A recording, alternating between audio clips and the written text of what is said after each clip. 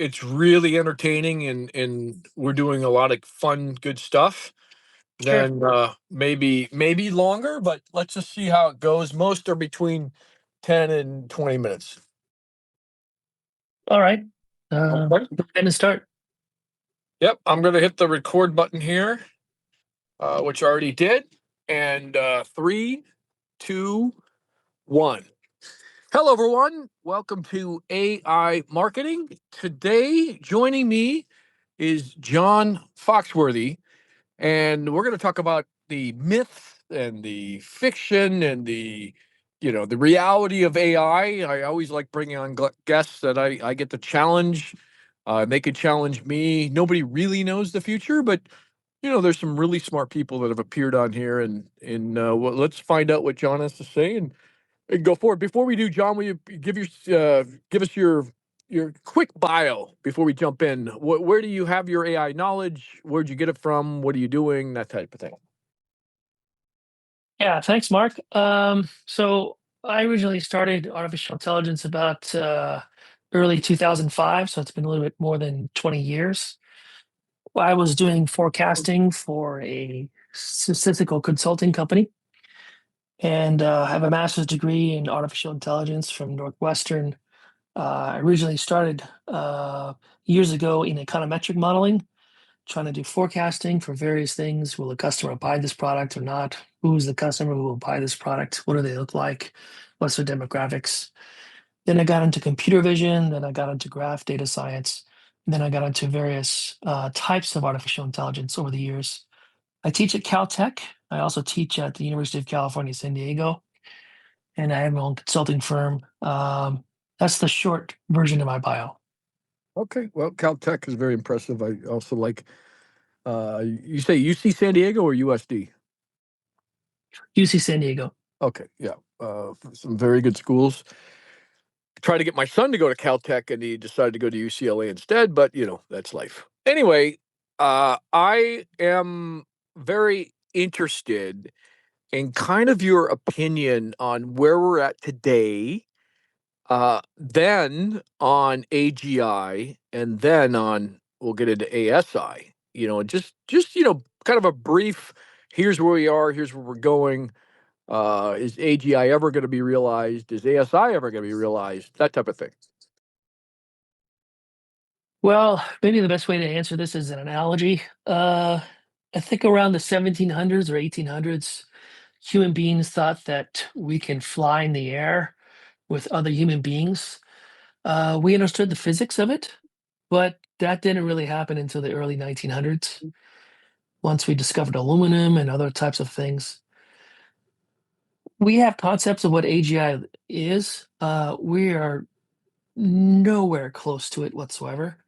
There's no consensus on the definition, which means that certain people who are overconfident will claim to have,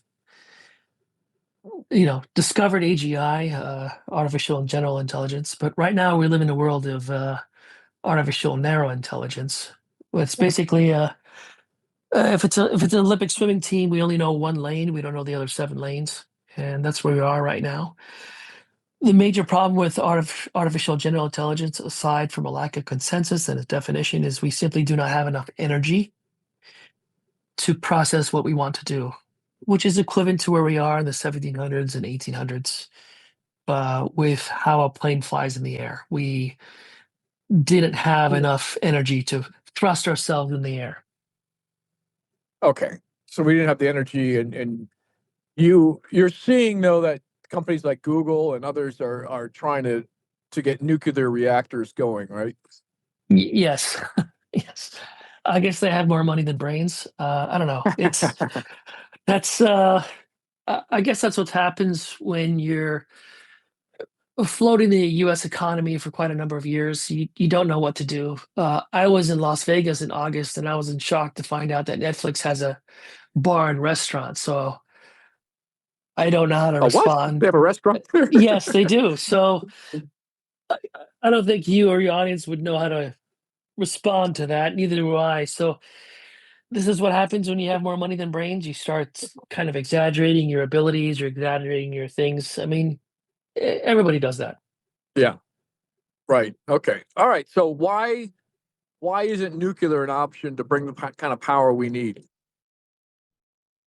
Yeah, I mean, I think the short answer is it's available, it's accessible. I don't think it's enough to actually solve what we need to do. I think it goes back to, let me take a couple steps back here for you, Mark, and for your audience, in that we have various versions of artificial intelligence right now. What we're talking about is something that's a bit bigger version. And it's going to take some more time in terms of how we're going to get there, and we haven't have enough money. I would not be surprised, Mark, that in the year 2032, one billionaire has a housekeeper robot that is worth probably $80 million, that operates 24 hours a day, 7 days a week, that does the dishes and everything like that. That's possible, but in the meantime, you know, there's a lot of things that we have as artificial intelligence right now that we use. Something that learns by itself. Netflix is a fantastic example. Whenever anybody is listening to this, if they're going to go on to Netflix, there's going to be something that recommends a movie based on their past behaviors. That's a great example of artificial intelligence. Another example is when you have a bunch of people who are able to forecast the numbers for their corporations for the next quarter or next year, but then somebody comes up with a statistical model with forecasting, and they're able to do that within a penny for next quarter or next year. That's a good example of artificial intelligence. So those are not as exciting as AGI, or it's not as exciting as a walking, talking human like robot. Um, but parts of AI is here, and it's very similar to past inventions with electricity and with planes and things of that sort. Well, let me challenge you a little bit here because you got Neo that just came out. Although I've heard there's some problems with it, but at least they're putting it out there. They'll learn from those problems and make it better. And that's an affordable $20,000 robot. Well, affordable is relative. And then you have what I'm still amazed by is obviously ChatGPT in audio mode, where you could talk to this person about anything, and it sounds Yes. damn real to me, and it's polite, and it doesn't get things wrong. It just, I mean, I'm sure it gets things wrong, but it doesn't like freak out. It's not talking about things that don't pertain to the conversation, and it remembers everything. It's a great therapist. So you think by 20 it's going to take till 2032 to have both, that kind of chat GPT experience on a robot that actually does things and does skills? Yeah, let me unpack that for you. Yeah. So the walking talking robot by Neo, it's basically an incomplete product. Artificial intelligence, if you actually, if it was a car and you open up the hood, what do you see? It's basically a bunch of statistical equations. It's not engineering, it's a bunch of estimates. So machine learning basically means a software program that estimates. The word learning means estimation. The word machine means software program.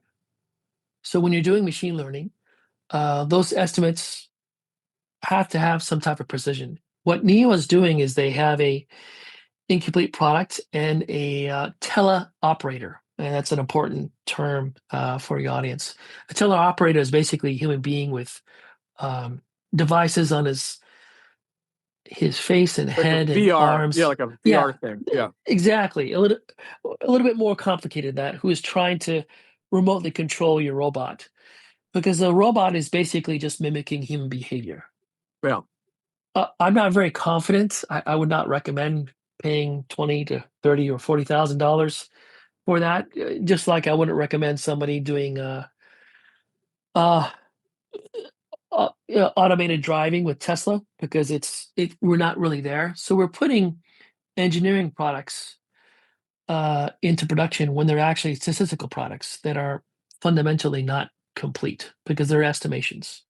But you know that Waymo it's got a better driving record than You're, 99% of drivers out there. well, that's what they say. That's probably because it's teleoperated. I understand that when people are in a Waymo, that there's nobody there, but from a distance, There are human beings who are controlling its cameras and its devices, which there are many. It's a $200,000 vehicle at a minimum, if not $250,000. I don't know how that thing makes money, to be honest. I mean, does anybody think a taxi driver driving a $200,000 car can make money on a regular basis? The math doesn't really work here. Yeah, well, Uh, that's not why they're doing it though. They're losing money as a proof of concept so that they can continue to get more and more funding until they make it much more affordable, like Tesla's claiming they're going to do next year, actually. yeah, yeah, yeah, that's cute. I really think the executives are just simply um, riding this wave, and they're just gonna, exit the firm, take their compensation, and leave.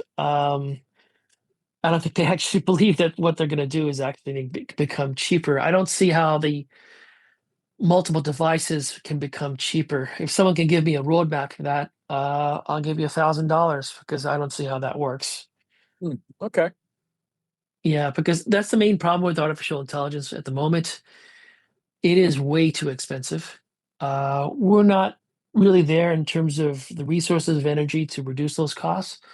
It's the same thing with planes in the 1800s. How do we get a piece of aluminum and to kind of make that product? We have to have government funding. We have to have quite a number of things. And this is a world where people, I work with some of these people in the past, and I've also teach them as an instructor of artificial intelligence that basically, they have no understanding of business value.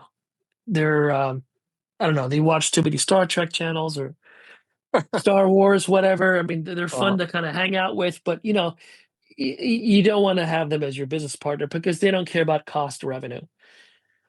And that's really big problem. And I think that, as the audience know, the current state of the economy is questionable, would be probably one word, or suspect. Uh, yeah, but to kind of go back to the original question with the robot and also ChatGPT, what ChatGPT is doing is basically finding patterns, identifying them, recognizing them, and predicting them within text. So when it gives you an answer, that answer has been given for in a training context. We're pretty much running out of text that's available for ChatGPT and large language models. There's quite a number of them. There's Claude, there's Perplexity, there's Mistral, the French one, there's the Yeah. Chinese one, and etc. But we're more or less running out of English language um, data feeds. I don't see how large language models, in terms of the quantity of data, let alone the quality, where we can actually reach to the level of artificial general intelligence. Now, that doesn't mean that somebody in marketing who's had Yeah, too I much think it's got to be coffee to. built differently. Yeah, I agree with that. I think Right. it's going to be other things, but it's more marketing than science, to make a long story short.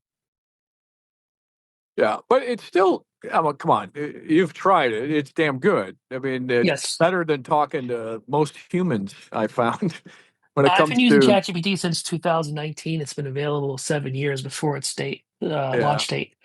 It's been in use for quite a number of years. The field of this is called computational linguistics. It's been around since the 1960s as a theory with Marvin Minsky in MIT. We've been thinking about this for quite a number of years. It's largely a matter of data preparation to kind of punch out the correct answer. And it's very energy intensive. yeah. Um, most large language machines, you need to pay at least $200 a month, not 10 or $20 to actually justify the cost. And right now the revenue is not really reflecting their costs. It's not an economically viable product. Yeah, I agree. It's not yet, but humans have ways of finding ways of making these things more efficient, operate more efficiently. Even the NVIDIA chips that are coming out are more efficient and producing more compute. So Yes, are you factoring that into your power equation? absolutely. Um, Most of the NVIDIA chips are currently not. the current ones that are available with the news, they're not actually put into production. They're being stored in shelves. I don't see how. I mean, I think we should take a little step back here. Those NVIDIA chips are really designed for image, video, and text-based data. Yeah. Um, what we can actually do with that, I don't really know. I feel like we know what the powder that produces dynamite, but the problem is that we don't have any casing, and that's where we are right now. We have a design problem at the moment with those NVIDIA chips as to what type of product we were able to design. Um, and NVIDIA is doing what it's supposed to do. Whether or not the other companies from Meta, Facebook, or Google, or Microsoft, or others in particular, what they can do with it is a separate question. And that's largely a business problem. But regardless, artificial intelligence is still here with things without those data centers, such as statistical forecasting, simple text summarization. There's still viable, smaller versions of AI which are useful, which I'm pretty sure you've used, Mark. Yeah, maybe without knowing. That's a possibility. I mean, there's no. It is AI is not a standardized product, so the company doesn't need to tell you whether it's actually using it or not. For example, Yeah. Right. agentic AI has different name conventions. Autonomous driving with Tesla is agentic AI. Yeah. Conversational AI with Sephora, the cosmetics company stores. It's been around for quite a number of years. That is agentic AI. Drone software with for weathers, which flies by itself looking for good or bad weather, is also agentic AI. So the labels within the industry, because it's not standardized, is a bit confusing. So it's kind of like, don't pay attention to the car labels, what type of name brands it is. Instead, open up the hood and look at the engine, and then you know what type of car it is. Yeah, I mean, it's a great analogy. So you're kind of, if I'm putting words in your mouth, let me know. But you're kind of down on AGI becoming a reality within the next 5 years, where there's quite a few people that are predicting it's going to happen. Like Elon Musk says parts of it will happen next year, but full AGI within 5 years. You're calling BS on that. Well, the reason why I'm calling it BS is that you want to look at their motivations. Oh, of Uh, course, I of mean, course. But obviously, they want to increase the share price of their stock and then do some buybacks. So there's a lot of financial incentives to. There's a heavy psychological component with what they're saying. There's no but negative would you bet against? consequences. Would you bet against Elon? Notoriously gets it wrong in terms of date, but he eventually delivers. I mean, look, he didn't know a thing about space rockets until he started building them, and then he figured it out. But If my father owned an entire mine in South Africa, who was a multimillionaire, yeah, I'd probably talk like him. But that's not my father. So I don't really, to be realistic here, um, you know, I can't really walk in that guy's shoes to kind of understand that. I'm not, years ago, I have no job, but my father's paying my rent in Silicon Valley. I don't know what that's like. Not gonna, not gonna pretend what that's like. But I think that, if you strip away the financial motivations and the psychology, I think artificial general intelligence, let me kind of map out, I think ultimately what you're trying to yeah, ask here. Uh, you're trying to find a path to machine consciousness. So let, well, let me, I'm trying to find a path to better humanity through AGI and ultimately ASI. Although there's a lot of questions about ASI. But yeah, I think we'll all get better jobs. All be able to live better lives, and this is across the globe. But that's my vision. That doesn't necessarily match what everyone else's is. yeah, this is normal when, this is kind of the science of uncertainty when you have a dispersion of various opinions. Yeah, course. which are not normally distributed, or let alone even abnormally distributed. Um, and this is really normal with past types of inventions, with electricity and airplanes, or even the combustible engine for cars, etc. But at the moment, right now, we really need to have machines to discover on their own, not what we've discovered already. If we're But trying to that would take, be, wouldn't that be ASI? Because ASI is creating its own intelligence and doing its own discovery. But people define AGI and ASI differently. they do it because there's no consensus. Yeah, exactly. My understanding is that if you want a robot that's walking, talking, is able to make decisions by itself, it needs to process information and discover things by itself, not things that we've already discovered. In other words, if we're pre-training a robot or some type of software on your machine or on your phone, for example, of things we already know, it's simply mimicking our behavior. If we're only mimicking behavior, we're not going to get into artificial general intelligence anytime Right. soon. No. If you want to get to AGI, we need machine consciousness. That's only goes through reinforcement learning, not machine learning. Reinforcement learning is basically a form of how can I put this? Let's put it this way: it's what should happen versus what will happen, and it's based on goals and objectives. Yeah. We're not near that at all. It would be the Netflix version of a robot, not Meta Facebook with its ads trying to predict your behavior, what you're going to buy next. Uh-huh. But why Uh, why why couldn't we have a robot? Let's pretend they're a child, because that's how a child learns. A child's not creating its own knowledge. It's absorbing everyone else's around it. Now, I would agree. Eventually, it can make its own decisions because of all the experience it has, yes. and what it's got a pain and pleasure motivation as well, which robots probably wouldn't have. But why couldn't robots operate the same way? Why couldn't we develop a system where it learns like a child, and then it's got its own motivations, primarily based on what its owner is asking it to do? But it is you think that's more than 5 years away? It sounds like. Well, at the moment, we do have particular software that are able to learn equivalent to a 1 or 2 year old, maybe 3 year Yeah. old. 4 year old is really theoretical at the moment, but there's no consensus on that. But if you actually think about all the information that a child is processing on a daily basis and storing at the age of 3, it's a lot more than you think it is. Oh, I'm sure. You've got so And many receptors on the body. It has a yes. body that can feel, and And this goes it's back to way the different. definition of consciousness. It's not just about self-awareness.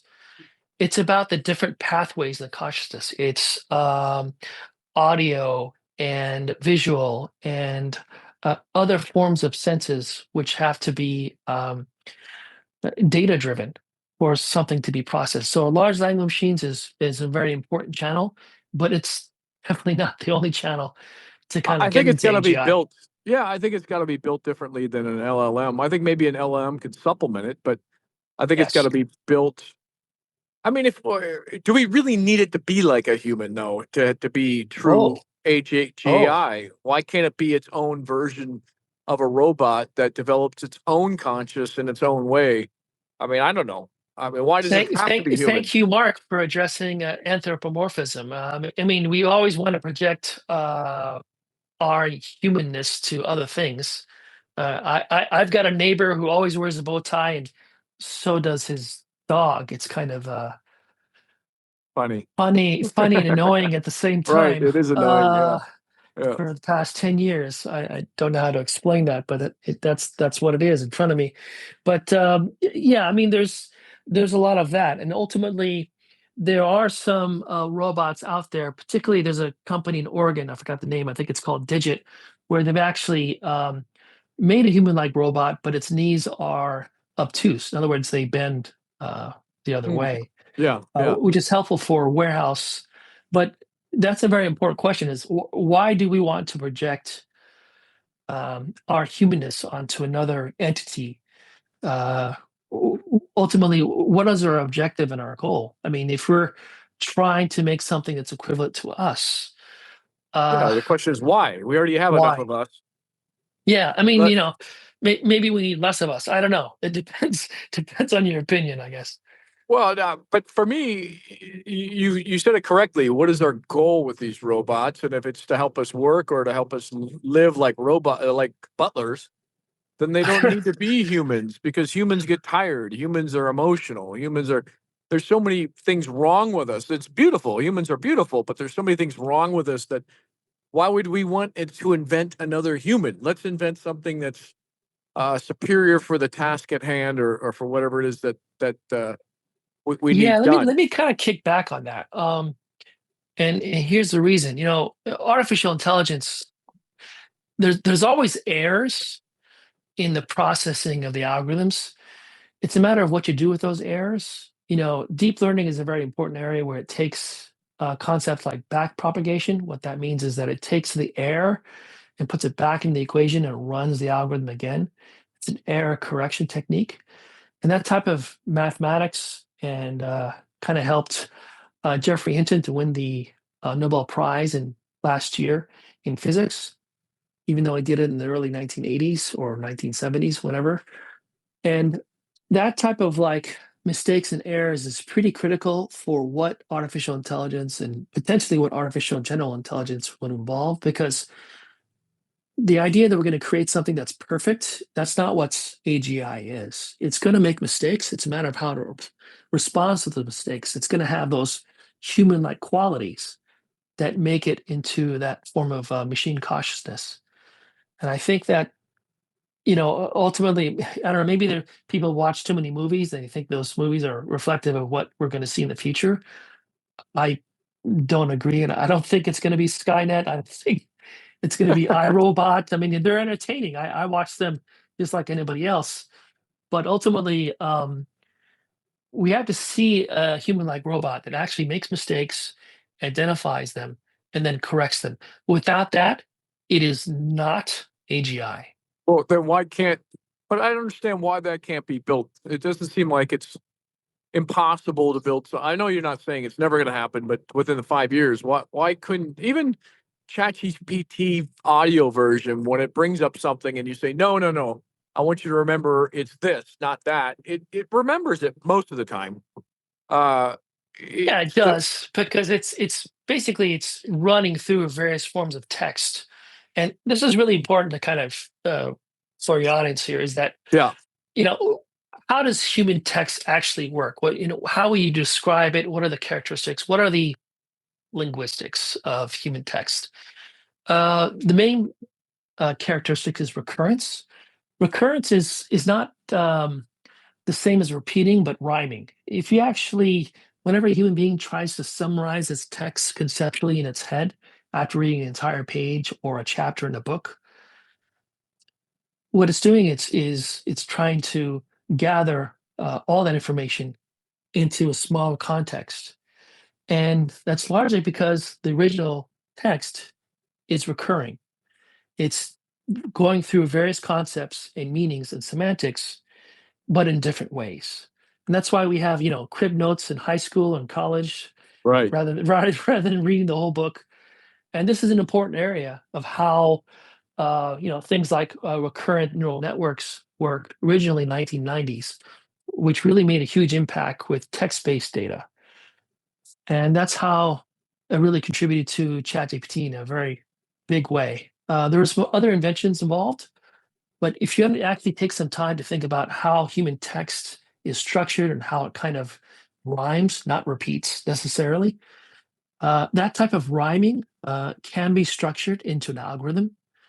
And that's why ChatGPT is pretty special. Now, there are different versions of ChatGPT that still existed, um, very much so. But ChatGPT was really, I don't know, it was the venture backed and had the marketing, and therefore it got the most attention. It's the prom queen of the large language model high school. Well, you also had like big money behind it, like Elon even put in $100 million. Yeah, he actually left. He didn't think it was actually worth it. This kind of goes back to my narrative of like more money than brains. If your dad was a multimillionaire and you ride in Silicon Valley, there's quite a number of individuals like that in Silicon Valley.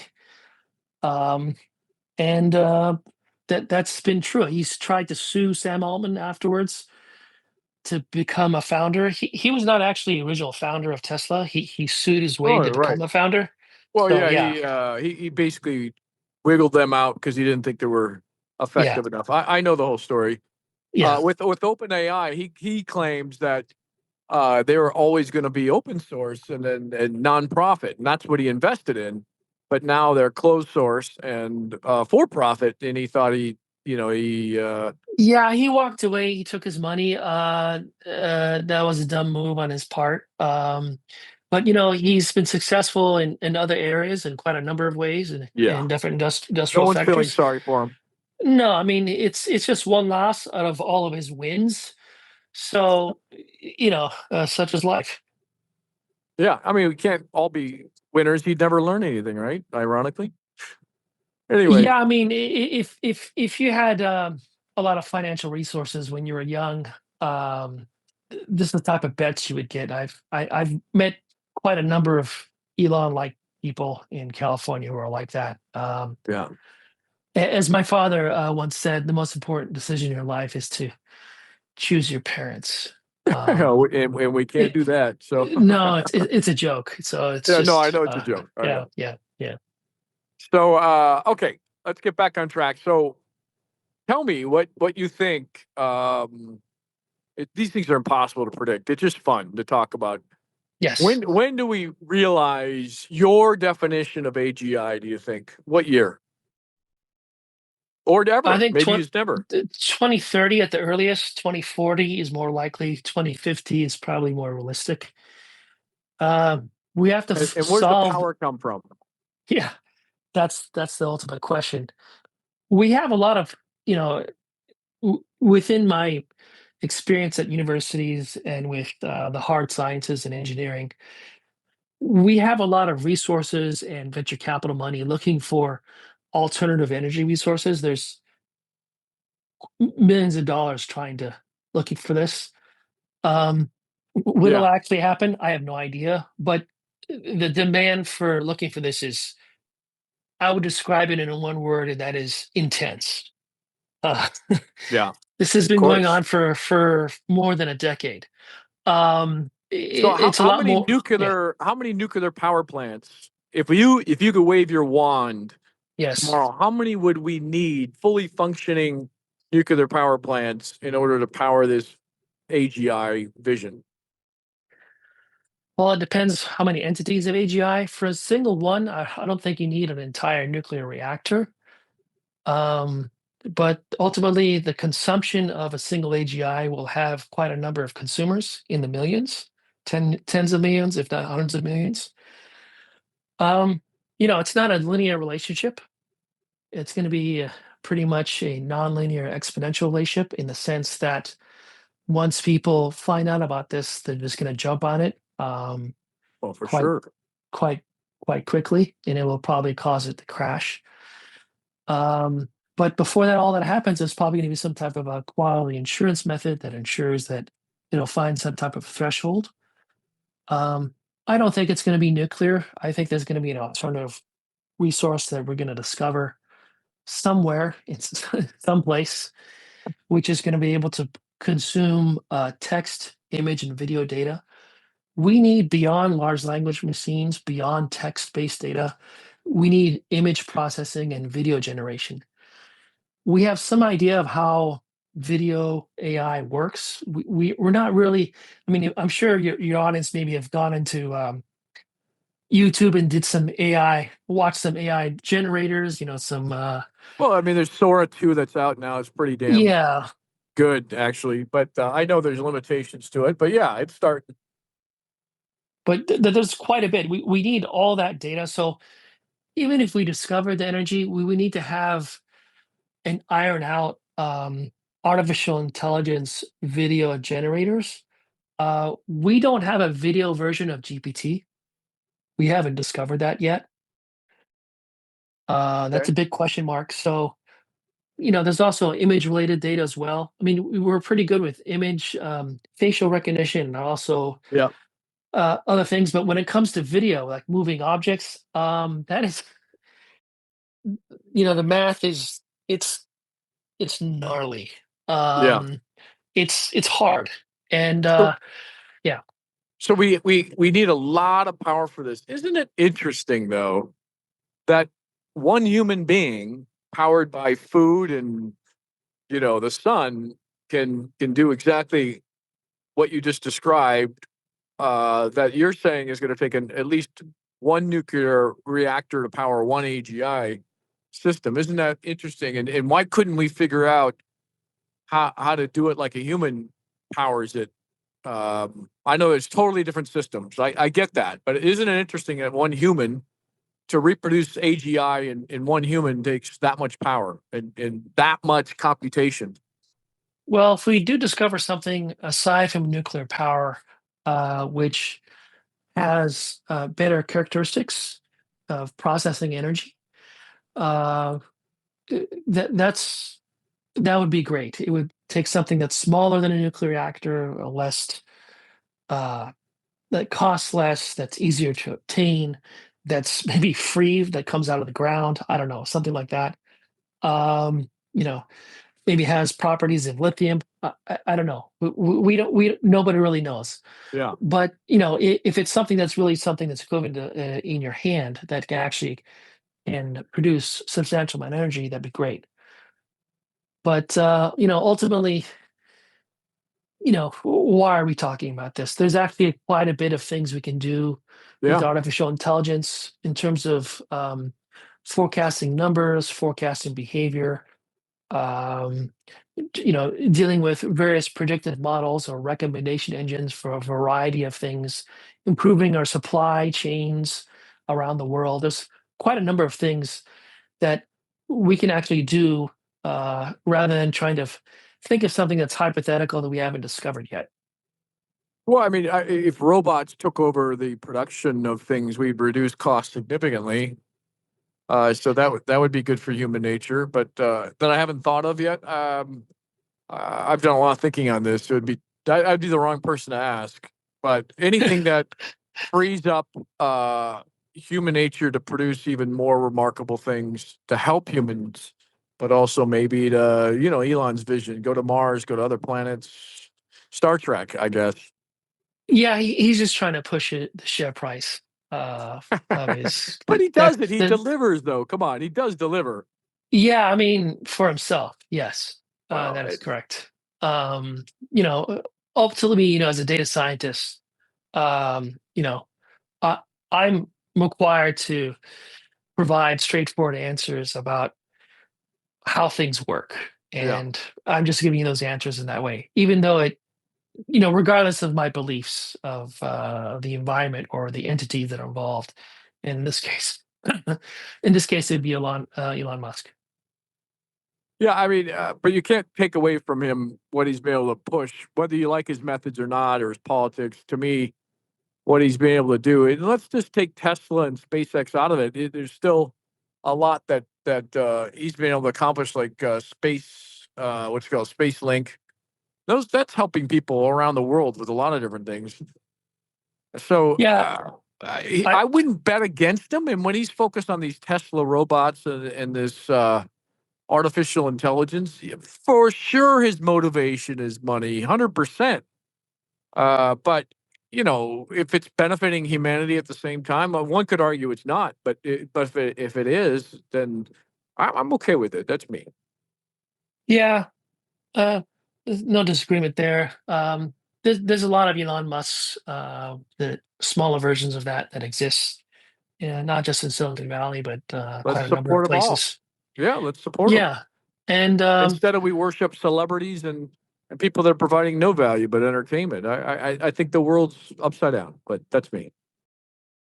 all right. You still there? Yes, I'm still here. Okay. All right. Wow. This has been a long show. Would love to have you back. Okay. How long has it been? I think we're talking about for. Oh, wow. We are talking long. Yeah. Yes.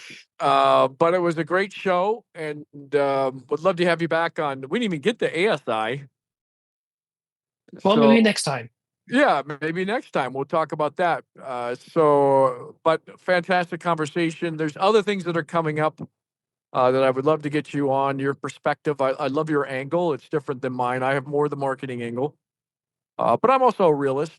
I know that a lot of this is hype and but it's fun. It's fun for me. It's fun playing with these things. Sora 2 with ChatGPT and other LLMs. It's really made me and my team more productive. That's without a doubt. And so we're not close to AGI yet. I don't think so. All estimates are 3 to 5 years, but when that happens, it's a total game changer. So it's nice to hear your perspective on it and just maybe bring us back down to earth a little bit. So let's schedule this again, and then maybe we'll talk about ASI or maybe the latest robot that's come out. All right, sound good? Well, it sounds good, Mark, and thank you for the questions.